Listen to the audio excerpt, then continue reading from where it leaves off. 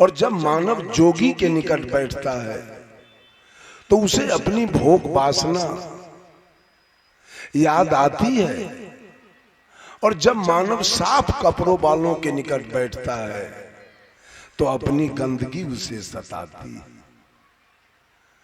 और जब मानव साधु संतों के निकट बैठता है तो अपने जीवन के सारे कलमश, अपने जीवन की सारे पाप कर्म उसे याद आती है। आप सारे लोग आज साधु संत के निकट आके बैठे। सदगुरु कबीर तमाम दुनिया के लोगों से कहना चाहते हैं, कबहु न भयऊ संग अरु साथा, ऐसहु जन्म गमायहु आछा, बहुरी न पई हो ऐसो थाना, साधु संगति तुम नहीं पहचाना, अब तो रोई नरक महबासा, निस दिन बसऊ लवार के पासा, जात सवन कह देखिया कहीं कबीर पुकार, चेतवा हुए सो चेत ले, न दिवस पर तू है धार। कहते कबहू न भयऊ संग अरु साथा। सदगुरु कबीर तमाम दुनिया के लोगों से अपनी बात कहना चाहते हैं, ए दुनिया के लोगों, कभी साधु संत के संगति में गए नहीं, कभी साधु संत के साथ में गए नहीं। आखिर दो बातें हैं, कबहू न भयऊ संग अरु साथा। अगर दोनों का अर्थ समानांतर हो तो एक बार में दो बात बोलने की कोई आवश्यकता नहीं। एक है संग और दूसरा है साथ। साथ होता है परमानेंट और संग होता है टेम्परोरी। संग होता है कुछ दिन के लिए, संग होता है कुछ देर के लिए, साथ होता है पूरे जीवन भर। साहब कबीर ये दोनों बात मानव से पूछते हैं। कभी गए हो साधु संत के संग में, कभी गए हो साधु संत के साथ में। अभी हम लोग जहां बैठे हैं उस श्रोता और वक्ता का संग है। अभी 6 बजेगा ये संग टूट जाएगा। विद्यालय में जाइए तो विद्यार्थी और अध्यापक का संग है 4 बजे तक। 4 बजे की घंटी लगेगी, विद्यार्थी और अध्यापक का संग टूट जाएगा। खेत में जाइए तो किसान मजदूर का संग है।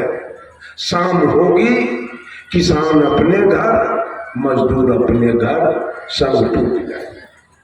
बाजार में जाइए तो क्रेता और विक्रेता का संग है। शाम होगी, रात्रि होगी, क्रेता अपने घर, विक्रेता अपने घर। ये महिलाएं बैठी है, जन्म लिया था कहां? अपने माता पिता के, अपने दादा दादी के यहां, अपने नाना नानी के यहां। आज कहां है? 18 से 15 से 18 20 बरस तक संग में रही है, मां के संग में, पिता के संग में, भाई के संग में, भाभी के संग में, गांव भर के सखी सहेली के संग में, दादी के संग में, दादा के संग में रही। और 18 से 20 वर्ष के अंदर एक ओरिजिनल साथी मिल गया दूल्हा। सब संगी को छोड़ दिया, सारे संगी छूट गए और दूल्हा के साथ चली गई ससुराल। इसलिए कि वो साथी मिला पूरे अंत तक का। ये साथी मिले कुछ दिन के लिए और ये साथी मिल गए सब दिन के लिए, अंत तक के लिए। सदगुरु कबीर तमाम दुनिया के लोगों से पूछते हैं, गए नहीं कभी साधु संत के संग में? साधु संत के एक भी बात, एक भी विचार आपके जीवन में कहीं उतर गया तो पूरे जीवन का उद्धार हो जाए।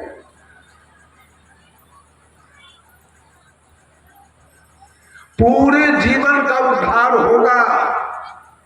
लेकिन आज मनुष्य साधु संत की संगति से कतरा रहा, जाना नहीं चाह रहा। क्यों? आकर्षण होता है चुंबक में, आकर्षण चुंबक में होता है। पारसमणि पत्थर तो बिल्कुल न्यूट्रल होता है, उसमें कोई आकर्षण नहीं। हम एक तरफ पारसमणि पत्थर को रखते हैं, एक तरफ चुंबक को रखते हैं और बीच में हम लोहा को रखते हैं। लोहा का खिंचाव किधर होगा? चुंबक की तरफ। चुंबक लोहा को अपनी ओर खींच ले। पारस में वो शक्ति नहीं है, पारस बिल्कुल न्यूट्रल है, वो नहीं खींच पाएगा। लेकिन यदि चुंबक के संपर्क में वो लोहा गया, लोहा में क्या परिवर्तन होगा? क्या तब्दीली आएगी? क्या रूपांतरण होगा? कुछ नहीं, लोहा लोहा रह जाएगा। लेकिन उस लोहा को अगर पारस में संपर्क कराया जाए तो वो लोहा सोना बन जाएगा। ये जगत्र में जगह जगह काल ने अपना चुंबक लगाया है। जगह जगह काल का चुंबक लगा हुआ है। जितने तीर्थ स्थल हैं, जितने पर्व त्योहार हैं, जितना पूजा त्योहार है, जितने सिनेमा सर्कस हैं, थिएटर नौटंकी हैं, गजल फिल्मी कवाली भोजपुरी है, हर जगह काल का चुंबक लगा हुआ है। हर जगह काल का चुंबक है, हर जगह मानव का खिंचाव हो रहा है। अभी दुर्गा जी का पूजा गया, उसमें काल ने अपना चुंबक लगाया था, सारे लोगों का खिंचाव हुआ, लेकिन चुंबक ने फिर लोहा को छोड़ दिया। क्या परिवर्तन हुआ? कोई आदमी हाथ उठाइए। दुर्गा पूजा से क्या परिवर्तन आया? मांस खाना बंद हो गया, मछली खाना बंद हो गया, दारू पीना बंद हो गया, चोरी दलाली बंद हो गया? नहीं, लेकिन ये साधु संत पारसमणि पत्थर होते हैं।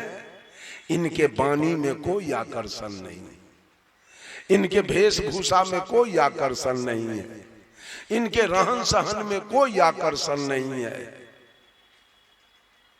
मानव का खिंचाव इधर नहीं हो रहा है।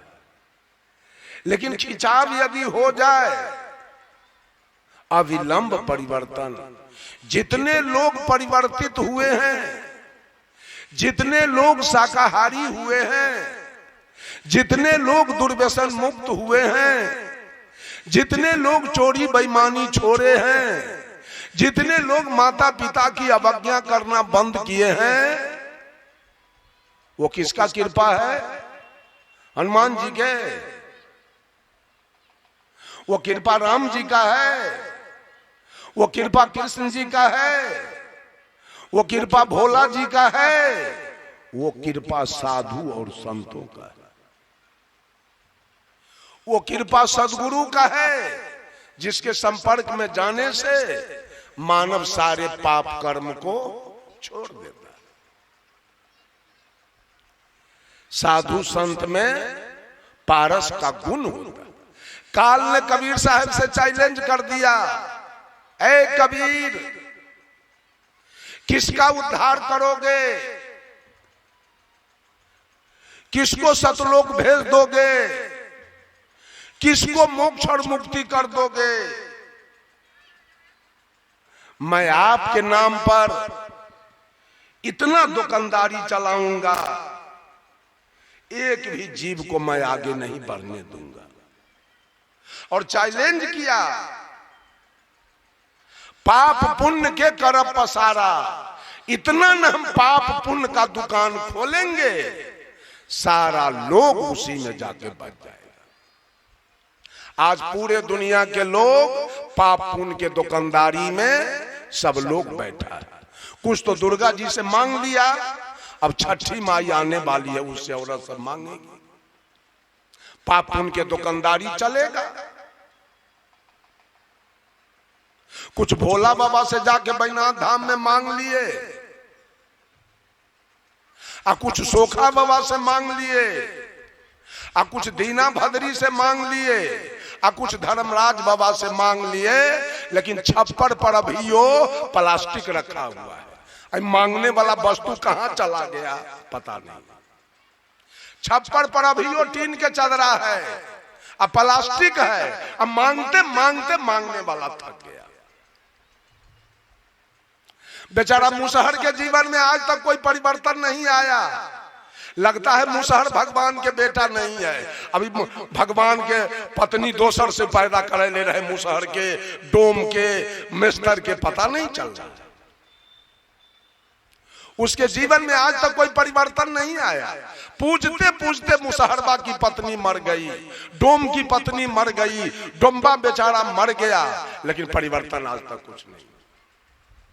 लगता है भगवान का बड़का बेटा ब्राह्मण है, और मझिला बेटा राजपूत है, और छोटका बेटा कास्त है। ये सब अनजनुआ है,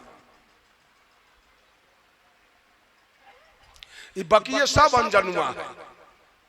इसके जीवन में कोई परिवर्तन नहीं आ रहा है।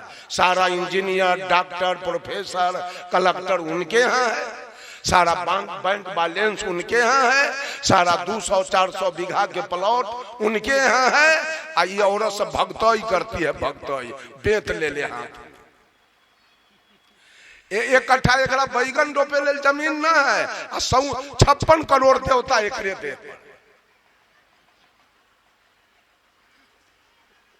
आजकल सबसे मांगते मांगते थक गई, तो पता है हरिंद्रानंद एगो दे दिया है परोहन एकरा सबके, जाग जाग।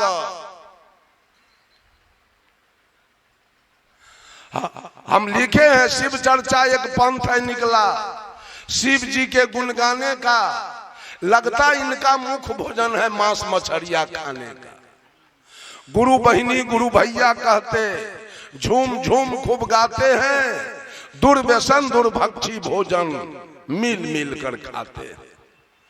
त्रिशूल डमरू हाथ दिखाते, सिर को कहां छिपाते हैं, निर्गुण रूप को कलप कलप के मन को खूब उलझाते। शिव से स्वयं को कहते, खुद जाग नहीं पाते हैं, महादेव को खूब जगाते, जागो महादेव चिल्लाते। बिना देहधारी गुरु ज्ञान को मोक्ष कैसे हो पाएगा, प्रत्यक्ष जिसको देख न पाया वो ज्ञान कैसे दे पाएगा। जो देह में नहीं है, आज आचार्य श्री धर्म स्वरूप साहेब किसी को कौन ज्ञान देने के लिए आएंगे। कहा शिव आज भी गुरु है। क्यों? मछली खाने के लिए। जिंदा गुरु करेगा तो रोक देगा, अब मरलहबा गुरु कौन रोकेगा? साहब कबीर कहे, कोई कहे गुरु जाति कीजिए, जाके जुठा खाई, और जाति के जुठा कुत्ता खाए, सो बैकुंठ न जाए। कोई कहे गुरु ऐसा कीजिए जो हमरे मन भाई, अब मदिरा मांस सबे कुछ खावे, मना करे नहीं जाए। कोई कहे गुरु ऐसा कीजिए सीखे होए नौताई, और लड़का फरिका मरने न पावे, सबके लेत जी आई।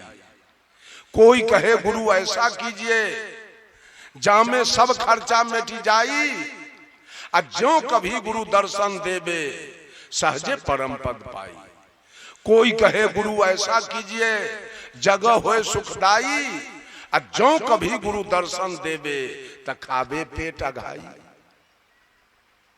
ऐसा गुरु करो जो गुरुओ खांसी के करेजी खाए, हमहू करेजी खाए, न हम ओकरा रोकी न वो हमरा रोकी। ये है शिव चर्चा। अच्छा एक बात कहिए, दीदी के दुल्हा के लगत? रिश्ता में दीदी के दुल्हा के होए? जीजा जी। तो नीलम दीदी है तो हरिंद्रानंद के जीजा जी कहे के ना चाहे।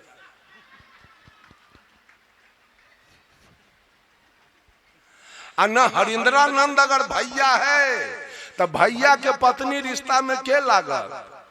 नीलम के भौजी कहे के चाहे। कोनो रिश्तो ना है। ई सोलकन समाज कहियो उजियाए वाला है। एगो हरिंद्रानंद बाभन एगो फुरुक्की छोड़ दिया। एक भी ब्राह्मण के गांव में कहीं शिव चर्चा नहीं हो रहा है। एक भी राजपूत के गांव में कहीं शिव चर्चा नहीं। इस संकल है सोलकन के जनाना। एकरा बुझाई छे पक्का बन जाएगा अब शिव चर्चा करे से। अब बेटा डिप्टी डायरेक्टर हमर हो जाएगा। देखते छी कैसे पक्का बन जाए यहाँ के बेटा इंजीनियर, डॉक्टर, कलेक्टर हो जाएगा, सो भी हम देख लेंगे। मांगते मांगते लोग थक गया, अब मिला आज तक कुछ नहीं। अभी मांगना बंद नहीं है, चूंकि वो तो काल का चुंबक लगा हुआ है हर जगह पर। बैनाथ धाम चले गए और जल चढ़ा दिया, और वहां से वापस आए और यहाँ के बकरी मार के खा गए। एक बैनाथ धाम वाला से हम पूछे, बड़ा हल्ला करते हो, बोलो बम बोलो बम। हमको भय लगता है बम से। एक बम तो डकैत रखता है, बदमाश आतंकवादी। ऐ तोहर कौन बम है रे? आखिर दुनिया में हर शब्द का अर्थ होता है, तो बम शब्द का क्या अर्थ है? कोई बोले तो, कोई बोले बैनाथ धाम वाले बम शब्द का क्या अर्थ है? कोई नहीं। ये हुलकाल कुत्ता कभी शिकार नहीं मार सकता है। ये सब पंडित के हुलकाल है। बोलो बम, हम कहा हम जानते हैं, सुन लो। कहा बोलिए। हम कहा बम सब तुम्हारा शुद्ध है, शुद्ध है बाम। बाम शब्द शुद्ध है, चूंकि महादेव जी बाम मार्गी थे। अब बाम शब्द की उत्पत्ति पंच मकार से हुई है। मौ से मछली, मौ से मांस, मौ से मदिरा, मौ से मैथुन और मौ से मुद्रा। जो मछली खाता होगा, जो मांस खाता होगा, जो मदिरा पीता होगा, जो मैथुन करता होगा, और जो हमेशा मुद्रा के चक्कर में रहता होगा, वो सारा होगा भोला के शिष्य। आज भी पूरे भारत की वेश्या भोला के शिष्य है, बाम मार्गी है। रात दिन वेश्यावृत्ति करती है, अब भोरे उठ के भोला को जल चढ़ाती है। जितना ड्राइवर खलासी है वो सब बाम मार्गी है। भर दिन शिखर पराग चिबाएगा, और सूर्यास्त हुआ, रात्रि हुई, होटल में ढूकेगा, और कोई मुर्गा भात, कोई मछली भात, और कोई मांस भात खाएगा। जितने ऊंचे जाति के लोग हैं, नाम नहीं खोलूंगा, जितने ऊंचे जाति के लोग हैं बाम मार्गी हैं, इनके बेटा के ब्याह फलदान में बकरी कटाएगा, बेटी के तिलक जाएगा उसमें बकरी कटाएगा, बरियात आएगा उसमें बकरी कटाएगा, मछली आएगा, श्राद्ध में सपिंडन के दिन मछली आएगा, लड़का का जन्म होगा उसके छठिहार में बकरी कटाएगा, मछली आएगा। ये सारे बाम मार्गी, ये कबीर के शिष्य नहीं हो सकते, ये सारे बाम मार्गी हैं। कहना चाहिए बोलो बाम, तो अशुद्ध बोलते हैं बोलो बम।